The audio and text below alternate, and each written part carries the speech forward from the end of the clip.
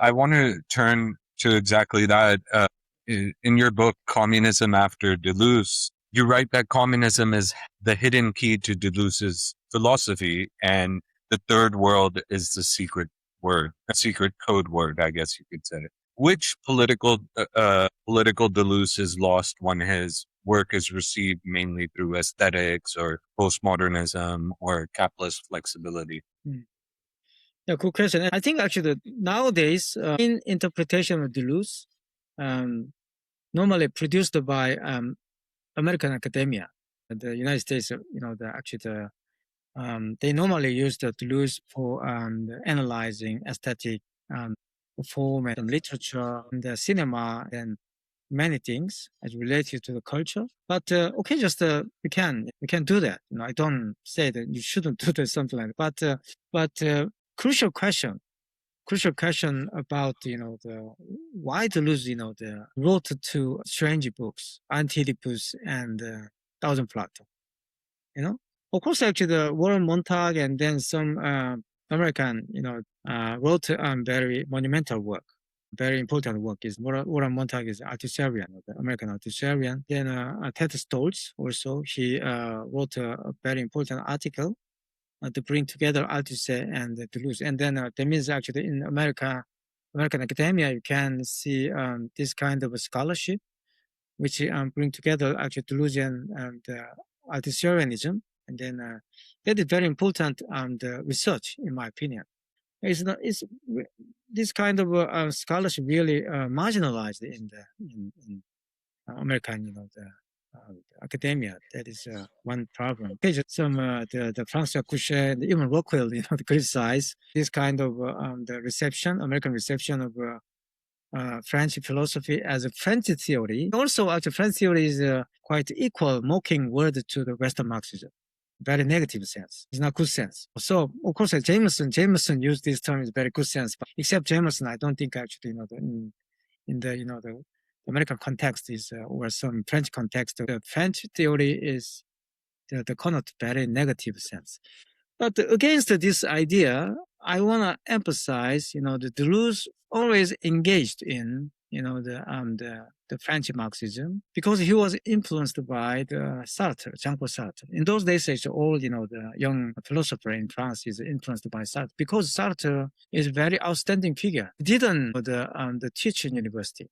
That means he didn't become, professor. So in those days, a young scholar and a young philosopher like Deleuze really, really hostile to professors. So even, Deleuze wrote about this one.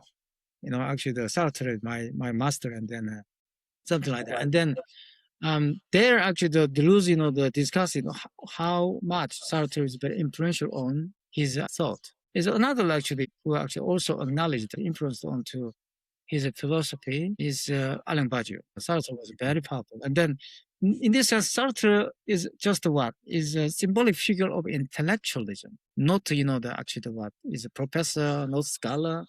So from this perspective, you can understand why, the Deleuze wrote two books, Anti-Oedipus and Thousand Plateaus. Another actually question would be what is coming up, with this question. Why did Deleuze, the work with the Felix Guattari? Guattari was Trotskyite. It means that he actually followed the Trotskyism. So actually the Sorbonne is the base camp, the base camp for the Trotskyism. So Angst, I mean ENS normally actually the Maoist, the base camp is a Maoism, and Angst is a Maoism, and then the Sorbonne is Trotskyism, and then of course actually is Deleuze graduate from Sorbonne. So Deleuze was more like, he didn't actually overtly announce I'm a Trotskyite, but anyway, he might be influenced by the Trotskyism, and that might be one reason he actually became actually the collaborator for the Guattari. But another actually the hidden fact that many people actually ignore is it was not Deleuze who wanted to get the collaboration with Guattari, but rather Guattari. So Felix Guattari, he read two books, Different Repetition and Logic of Sense, and then he actually came to Deleuze. In those days, the Deleuze had a surgery and then he stayed in the hospital. So Guattari they visited Deleuze, and then they talked about many things, and then they finally reached at a certain the conclusion, and that is the reason why they wrote actually the Anti-Oedipus and the Thousand Plateaus together. But what kind of actually when they wrote the two books together? Of course, actually everybody knows is Anti-Oedipus criticized psychoanalysis, of course, criticized the so-called freedom Marxism. That is the main purpose. If you carefully read the text, they aimed at criticizing the freedom Marxism, and then Thousand Plateau. Also, if you read carefully, Thousand Plateau is about what third world, and then also what they criticize Maoism. Of course, in those the critique of Maoism in Thousand Plateau didn't mean that they criticize the Chinese version of Maoism, but rather French Maoism. They criticize. No, so that's a huge context. And yeah. you name this figure, minor Red Deleuze, right? And minor communism, in your account, develops through multiple exercises of communism against the dogmatism of the party, in that case, the French party, French Communist Party, and socialism in a single country. How does the minor hold on to revolutionary organization without allowing one center to claim the meaning of communism in advance? So what is the minor communism? My idea is that who actually made this idea of, how can I say, the apparatus, or some device to bring in this kind of communism in reality. I think Lenin did it. Okay, Marx and Engels, they wrote many articles. They didn't actually actualize how to bring in the communism. I mean, actually, the Marx didn't finish Capital. The third volume you can find out. That. So minor communism means, in short, as you said, many practice of communism. My actual idea is that going back to the Marx definition of communism. Communism has many definitions.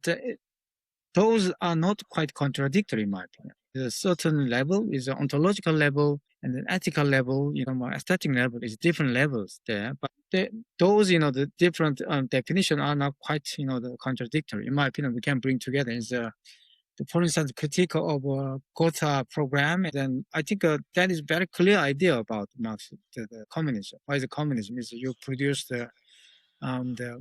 actually, according to your ability, then you can take the one you want, something like that.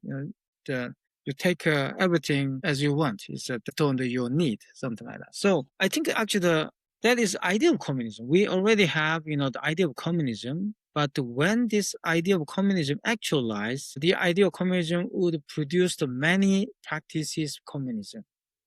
So you need to actually do the question: what is the idea of communism? I think Marx and Engels, I clarified it as I already discussed it, the German ideology. So every kind of struggle against, the what? Established order. That means every kind of struggle to abolish the established order. That is communism. So it means what? Communism means liberation, something from that kind of established order. Also the what? Dismantle that kind of order. And also what? Is a sort of, the producing differences. Producing difference. That is because established order will always what? Is mobilize people under the one slogan, where some established order always what? Is captured, some people's desire, under the same slogan, the same, the propaganda, or some same, some actually, same project, or same, the representation, something like that. That is what I mean. So actually, against this kind of established order, we must produce the differences. So in this sense, actually, the communism is necessarily what is a production of a difference. And then that's why actually Deleuze, discuss it in the difference repetition. How the repetition is not just the repetition of identity, but the repetition of difference. The only difference can repeat. This is in my opinion, really, really important insight. The Deleuze and Guattari actually the discuss this one is many ways in Anti-Oedipus and Thousand Plateau. Actually how this repetition would bring in the kind of political project. In this sense, they talk about the war machine and actually the body without organ. They bring in actually many the concept from the anthropology and then biology, many different discipline, not just in philosophy. They try to reformulate the philosophical concept through this one. Is a new concept which actually borrowed from different fields, right? So I think that this is the way in which they try to weaponize philosophy. And then they try to give the kind of philosophical weapon to the radical movement. It's very same, very similar projects, the Lukács and then other and the so-called Western Marxists did, before.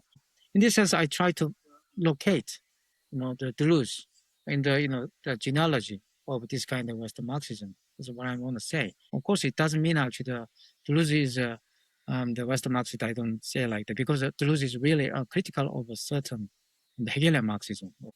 But anyway, there might be actually the difference. It's not just a minor difference. It's not quite the fundamental difference. But so in this sense, I would say minor communism means we must accept the different the communism, different communism, and then but different communism aims at one single, universal goal. Why is that this universal goal? That is what? Abolishment of state. I think that is a really crucial message we can read in Anti-Oedipus and Thousand Plateau.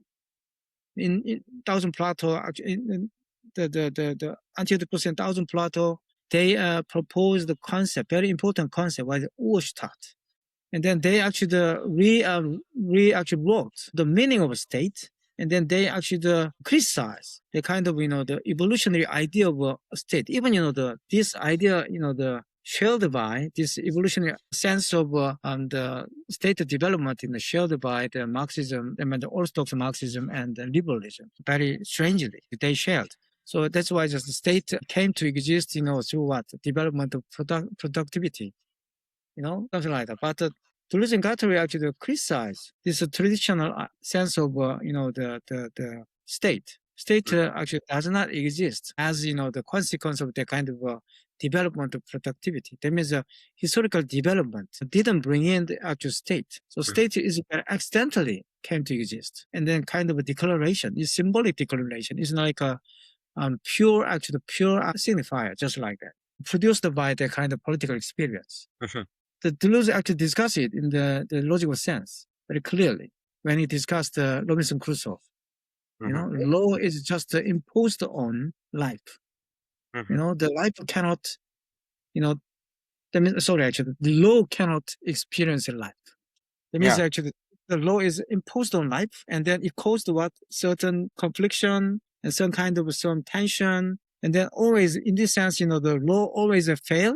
Okay. Law always fails, and then life is always resist this imposition of the law, on its own movement. So that is according to Deleuze, revolution. In this sense, Deleuze emphasized the revolution is necessary. But problem is we don't wanna pursue this revolution. That is a Deleuzian sense of politics. That's why actually always people we want to be fascist rather than communist. That is what Deleuze said. So that's what Guattari said, we are quite easy to be fascist rather than communist. You understand? This is actually point. Because we don't want to actually, some neighborhood. Sorry, actually, which has, that kind of differences, different color and different culture, different taste and different opinion, different religion. We don't like them. So actually, we want to is a stabilized, very peaceful neighborhood without this different neighbor. I think very clear idea. That's why actually the Deleuze and Guattari's, the political agenda is to create people who are not fascist. That is their political project, and that is, in my opinion, the meaning of minor communism. You should actually take home. No, that's really